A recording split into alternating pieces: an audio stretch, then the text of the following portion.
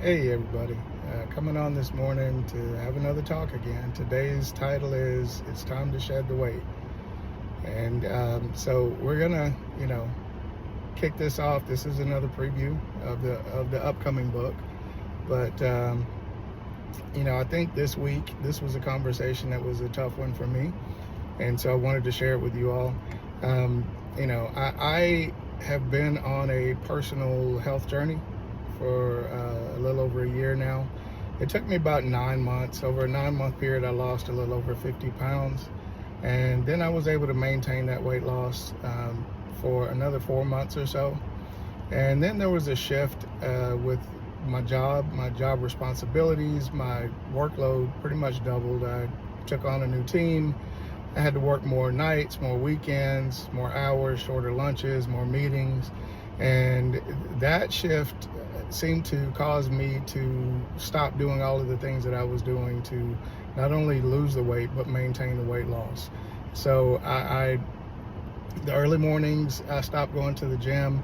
I used to get up 5 a.m., go to the gym before work, but working early mornings, sometimes late in the evening, weekends, it was an excuse for me to no longer do that. Short lunches, trying to get work done, on calls.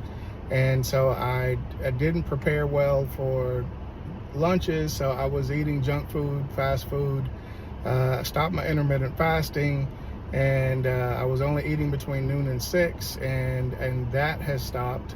And then the change in the diet also left me without the energy to get on the Peloton at night. So during the time frame that these changes have happened, I've put on probably 15 pounds of the weight that I lost and had been maintaining a weight loss. And so, I was definitely concerned with the weight loss, but I couldn't seem to get back to the things that I had worked for me to lose the weight. And, again, this was a health journey. So I was focused. The weight was a part of it, but, I was focused on overall health. And then I started noticing, last week that I was just irritable. Like, people were really irritating me at work. And I noticed that there was a pattern of irritability. And so, I was like, man, is this a test? And I don't think I'm passing the test if this is a test. And that's when, God had a conversation with me and let me know that, I was carrying some spiritual weight that I was not aware. I was so focused on the physical weight that I wasn't seeing that there was a spiritual weight that I was carrying, and that was detrimental. And we all know that excess weight puts excess stress on the systems that keep us alive, our joints, our vascular system, even our self-esteem at times, if we have too much weight gain. And so, our mental health. But, in the spirit, it's the same thing. And so what happens is we can end up eating a bunch of spiritual junk food.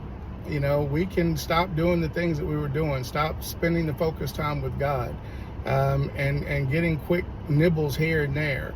And so I realized that during this period, there was a part of me that not only was gaining weight physically, but I was putting on weight spiritually.